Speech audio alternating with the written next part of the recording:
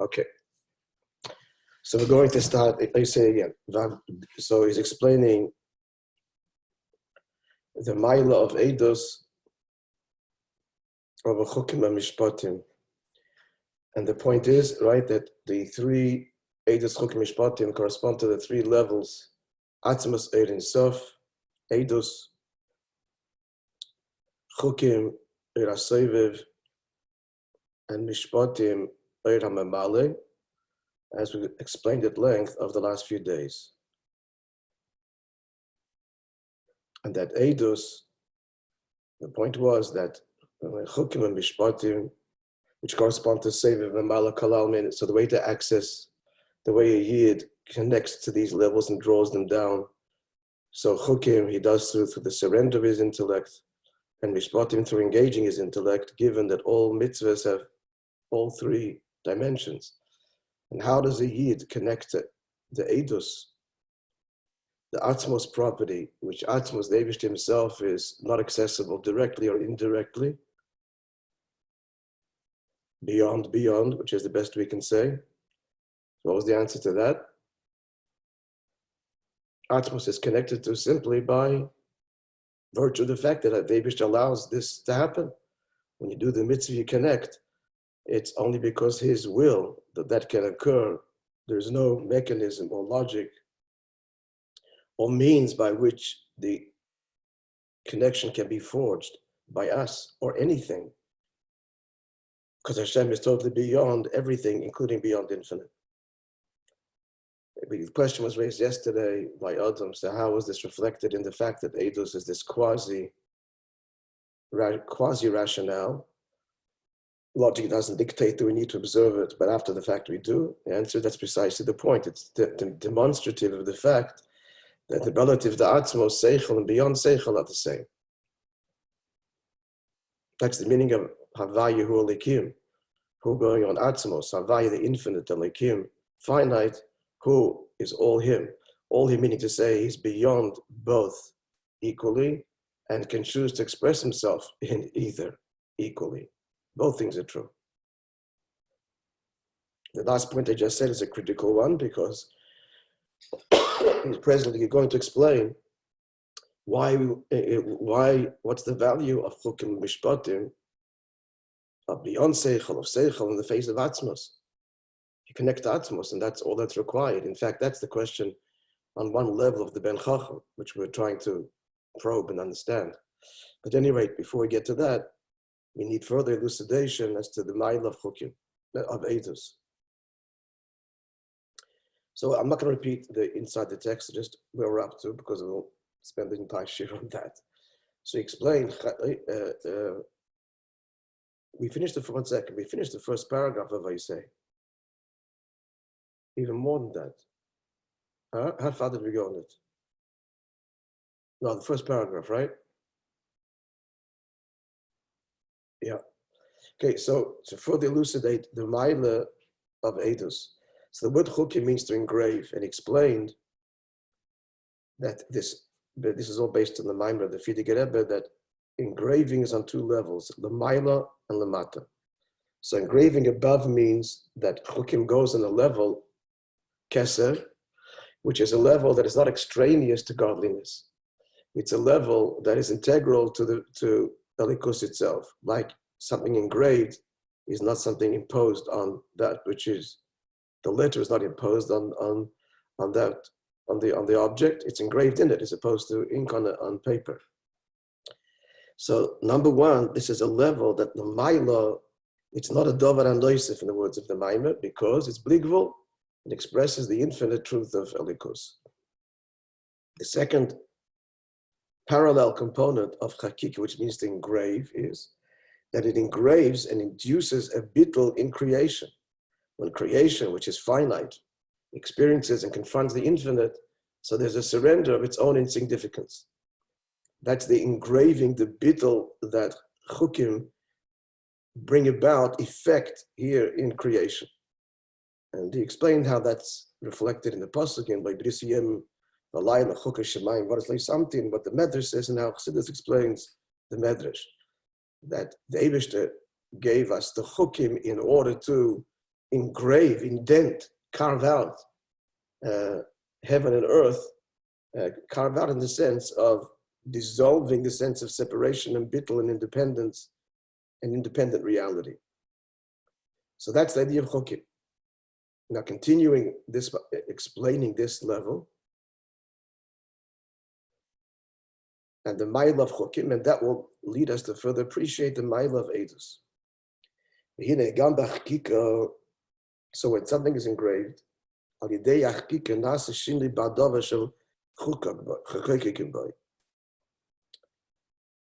we just brought out a moment ago the mile of chakika.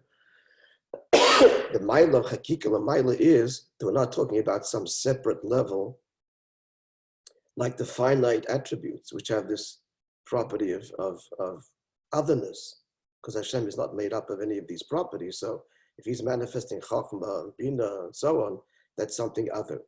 Whereas Kes is not something other. That's a pure expression of Elikus. However, just like by Chakika, so when the stone is engraved, the gem is engraved, it causes a change in that which it's engraved in. It's not the same, the precious gem, for example, of the stone, is not the same that it was before it was engraved.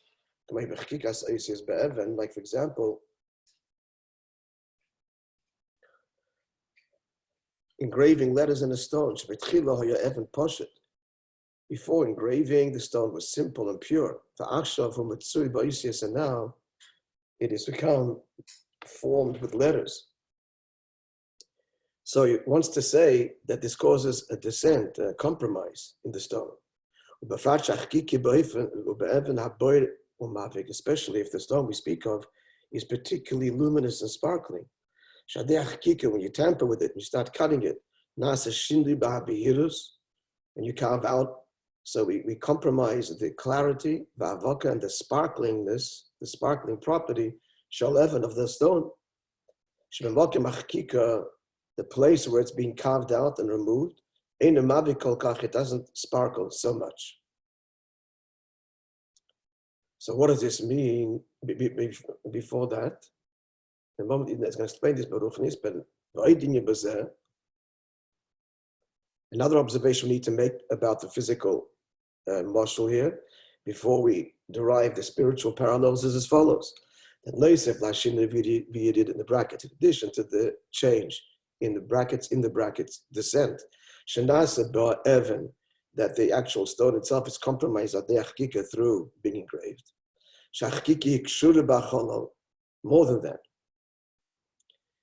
The additional point is that this engravedness in the stone, so where you're seeing the letter, you're seeing the letter not where the stone is, it's where the stone is not.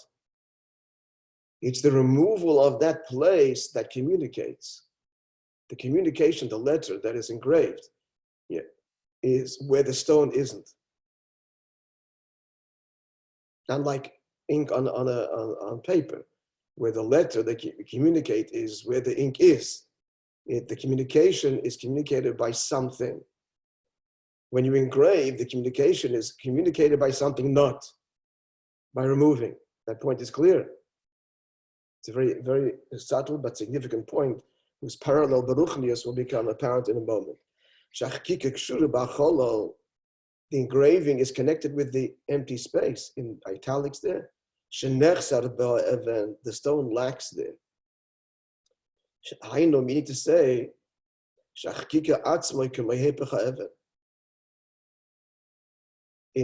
in very stark words, this means that the engraving part of the stone is the opposite of the stone. It comes at the expense of the removal of the stone. Where the stone is carved out, that's where the letter is communicated. That's where the revelation, where the word, the letter happens. Are we clear? So there's two things. A, there's the descent in the stone. It's no longer sparkling as it was where it's engraved. And moreover, the communication is as a result of an absence, not an affirmative expression. But where the stone isn't, therein lies the letter. And Baruch Nis, it means as follows. This all is parallel to the level of Sevev Kol Almin that we're describing now, all conveyed by the word chukim. The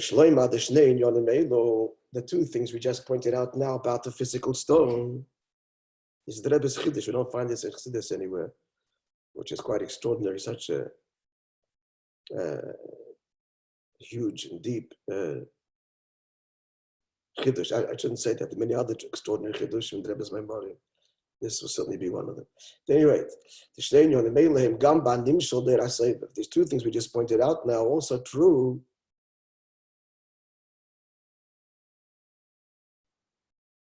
I didn't turn this on. I can't believe it. What is with me?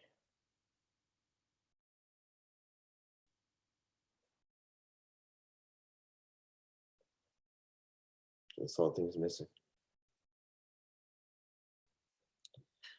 It's also true in Lamaila.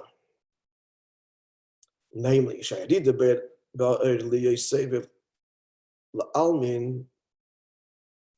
the Eibishter should project himself in such a way that it's defined by being transcending the world.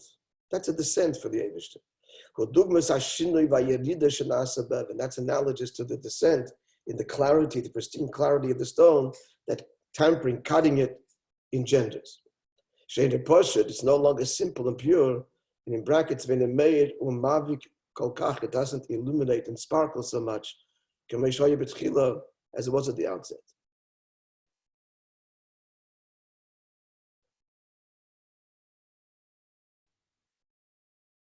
And the second point is lack. The second point, the second observation, that the communication happens where the stone is not where it is. This creates the possibility that what kind of world comes into existence that is created through the Eir HaSovev. What comes out is an existence, a world, and the world, the very word for world, means concealment. The resultant is a creation that where revelation does not take place. Just like the engraving causes a lack in the stone, where the stone is not. So since, putting the two things together, creation, the level of Eir HaSovev, the very divine investure of Eir HaSovev is a descent from the truth of the Eibishter. So because it's a descent, that allows for truth. There'll be greater tzimtzumim later that follow in this whole process. But it sets in motion already a sense of separation. Once there's a descent, it sets in motion the possibility which emerges in actual creation of olam, of concealment, of separation, analogous to where the letter, which is like the creation, is in the place where the stone is not present, i.e., the concealment of Elikus. I hope that's somewhat clear. He's going to elaborate further as we see this in Chukim. It'll also add to our understanding of what he just said. I'll just repeat what he just said.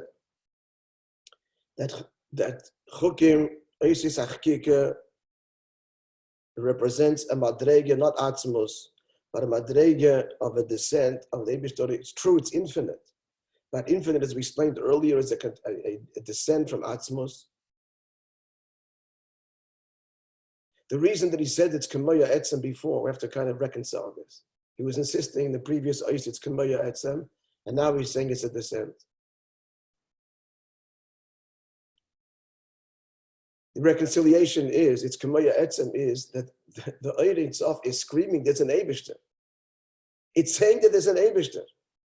It's what it's saying. There's no concealment there in this way. But there is a descent. Why is there descent? Because it's expressive of a likus in a way that at the end of the day is expression. And the period. And the Eibush is beyond expression altogether.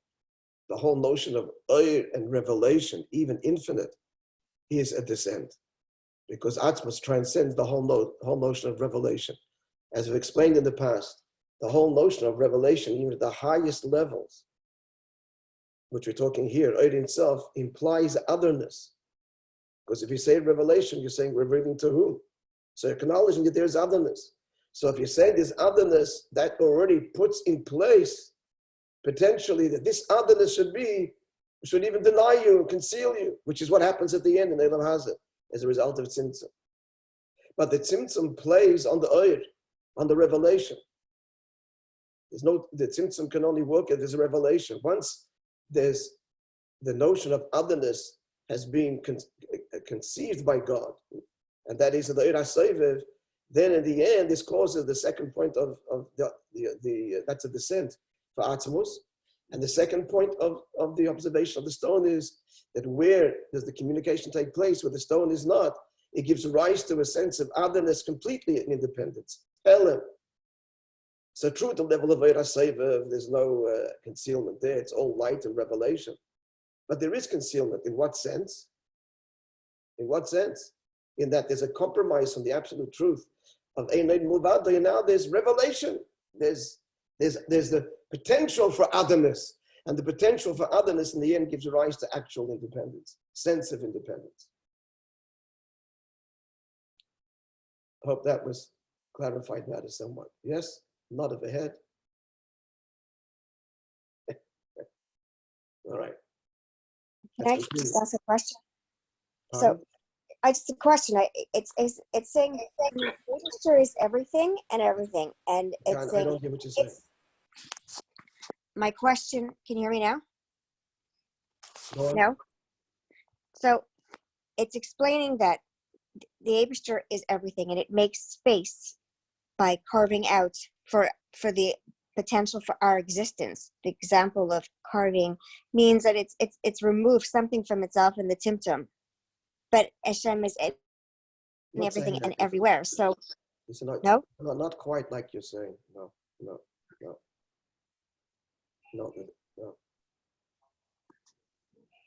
Okay, so as I expressed it before, I didn't use the words that you're saying. I didn't say it that way. Okay. So I'm not sure what your question is going to be. Okay, I'll ask you. I think what's required here is a lot of just thinking about what was said. If you have a particular problem, ask me. I'm not sure. No, finish your question. Let's see if we can address it. It's okay. I'll ask later. All right. It's fine.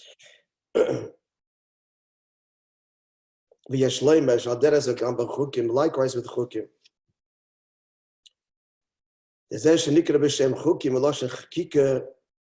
Chukim are called also by this term engraving.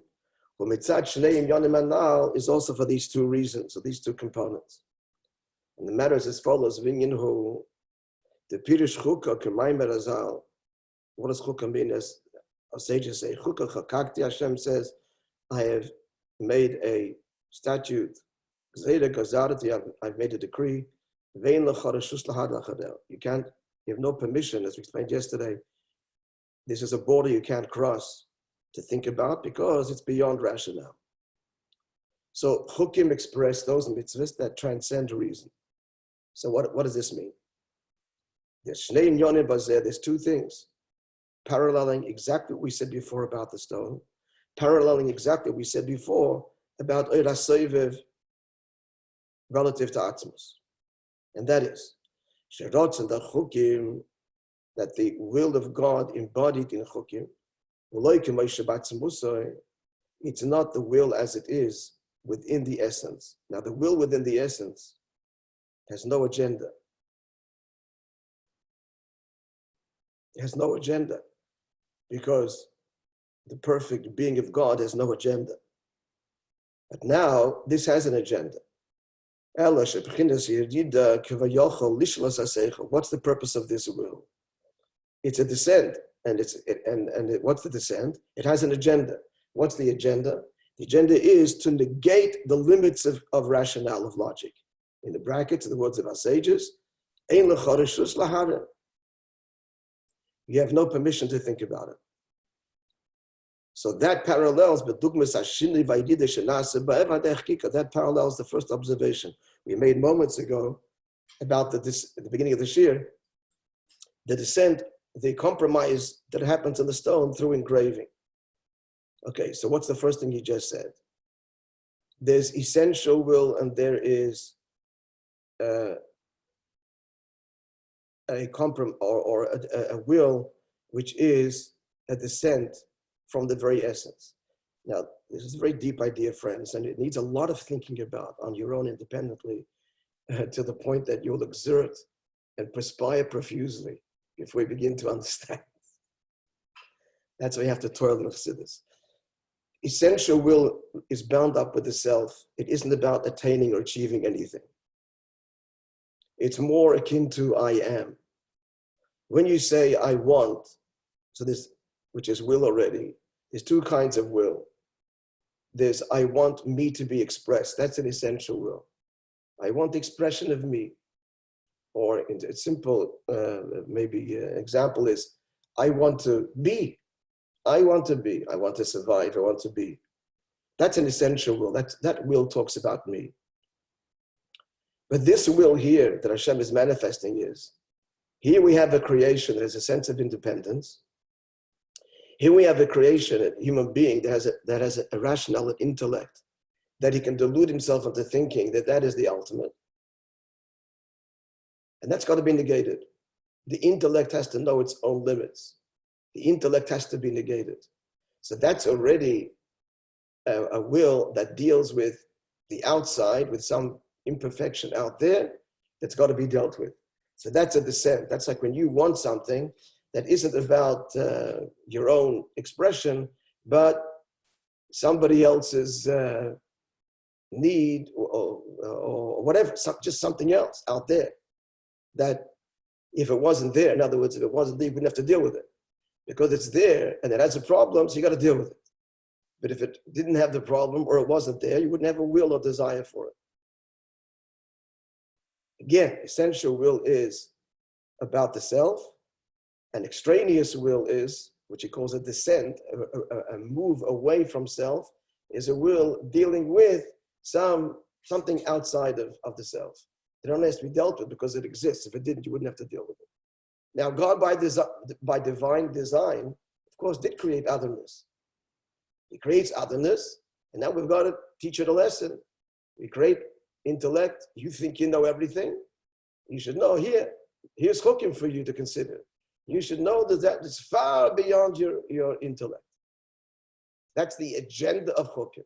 Having created a sense of independence, again, a human being with a rational mind, and his tendency, the natural tendency to be absorbed himself and to believe that logic will understand everything and conquers all. And then he's confronted with chukim and he's humbled. So that's the agenda of chukim. And that's a yerida, that's analogous to the descent of the stone, because here we have a ratzon that is agendaful, already moved away from the essential will or I am of God. That's the first point. And the second point is, now what has to happen? The infinite will of God is coming to negate seichel. Negate means to make it recognize its own limitations. So what we have to carve out a hole in the seichel. We're making a dent in the seichel, in the ego. This intellect, that will, is coming to show its limits and negate its supremacy. What he has to recognize is that his understanding is in conflict with the will. The will conveys the infinite and infinite revelation, in the face of which logic is limited and contrary to, therefore, finite is in complete contradiction to the infinite, contrary to infinite, the opposite of infinite. So the seichel has to acknowledge that its limitations is the opposite of the infinite, the contrary, therefore, to the infinite will conveyed in chukim. And therefore, he's got to negate himself. And that's why the will comes along and says, don't think. You can't, because your logic won't help you here. This is beyond logic. So this is with the emptiness of the stone. It's in the empty places where the message is conveyed. The message is conveyed in your lack of, where you don't have any place here. That's the message. So we've now seen that the word that our sages use for these laws, which are beyond understanding, which is chukim, which means hakika, which means to engrave, convey lamaila and lamata, both in above and below, in terms of the effect on us, the two properties of hakika, the compromise in the stone, and the fact that the communication happens where the stone is not. And so just to repeat the last point, as it affects us, it means, number one, the appreciation that the will that has to come along and tell us that and make us acknowledge the fundamental limitation of our intellect. This will is already a will that God is considering and dealing with us, otherness, and therefore descent from his essential will, as we just explained before. And the second point, that then the result of this is the engraving, the empty space, that we need to dissolve or recognize the limits of our intellect, opening up to, if you like, an infinite space, a space that is totally beyond us, a place where communication, direct communication fails, because we speak of infinite, that which is beyond understanding. Let's conclude the paragraph.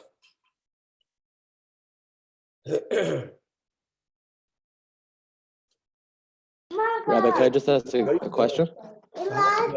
So it's more that it seems. Wait, hold on.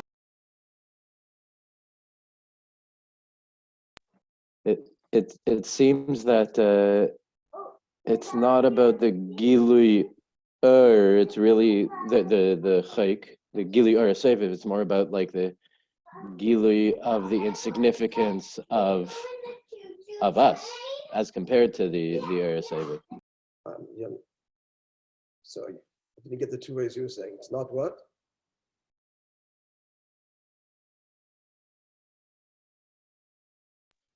It's not that the chukim is the point of it, according to this, seems to be not the gili seviv itself, but really the gili of our insignificance. The seviv, when it's megali, really brings out not the expansiveness of our seviv, but more the insignificance of us, of Elam Hazer, or of our appreciation of our seviv.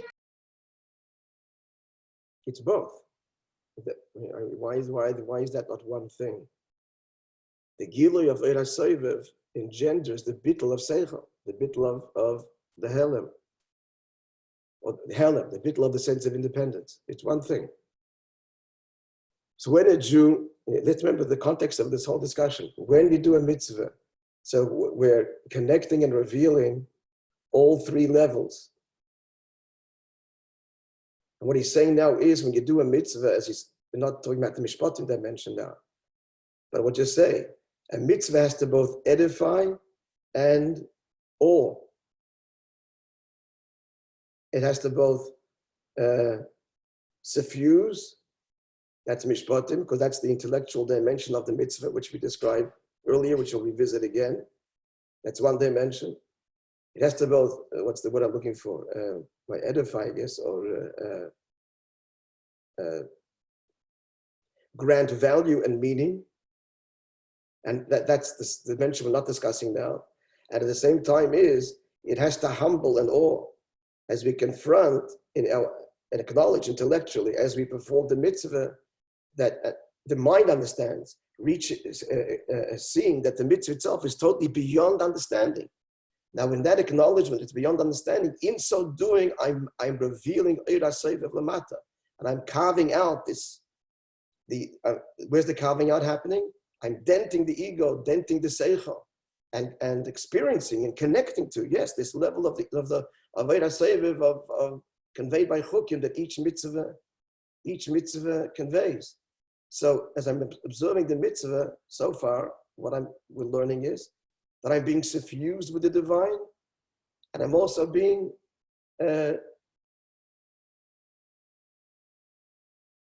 the opposite of suffused. Originally, Eira Makif, I'm being facing a transcendent level of divine in the face of which I become totally insignificant. I'm both suffused and insignificant simultaneously. But then there's the third level of Atmos, which we're going to get to. So let's just finish the paragraph and then today's story. So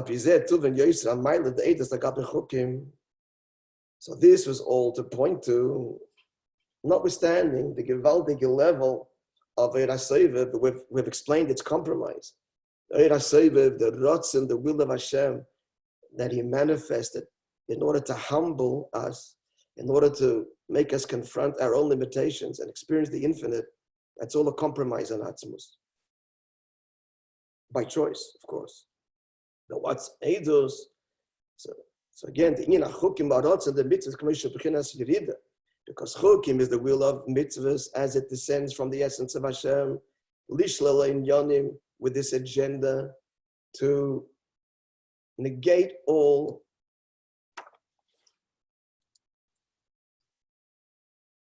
Haseichel Shemafachim, negate intellect and any finite construct, which is the contrary and the opposite of infinite, and it comes to negate that. Whereas Eidos, Haratzon, the mitzvahs, K'moshe B'atzamusay, Eidos expresses the will of mitzvahs as they are in the very essence of Hashem. As I said before, it means not that I want in order to fix something that is flawed out there, but I want as a pure expression of me, of the self. So the component of Eidos expresses the I am of God. Chukim express, well, let's rephrase that. There's the want here. Eidos express, I want you to connect to my essence. That's what Eidos expresses. And Chukim expresses, I want you to recognize the limitation of your seichel. And Mishpatim expresses, I want you to be suffused with the intellectual and logical components of mitzvahs. Now the question will be, if we have a connection to Atzmos, then why do we need to have the connection to the infinite and the finite? That'll be explained later. But right now, this last statement I said, I think conveys the point. Let's repeat it again. The Ratzon of Eidos, it's God's will in all of it. The Ratzon of mitzvahs, mitzvahs Hashem's will. So there's essential will, there's transcendent will, and then there's immanent will. Right? That was clear? The essential will is, I want you to know me. The transcendent will, the infinite will is, I want you to acknowledge the limitations of your intellect and be awed and humbled in the face of infinite. And the will conveyed in Mishpatim is, I want you to be filled and suffused with the understanding and the beauty of mitzvahs, so that it edifies you and suffuses you. So a Jew is to be suffused, negated, and essentially connected. All three. All three is what the mitzvahs do. All this to be explained, God willing, in greater depth as the Maimon progresses. Okay, today's story.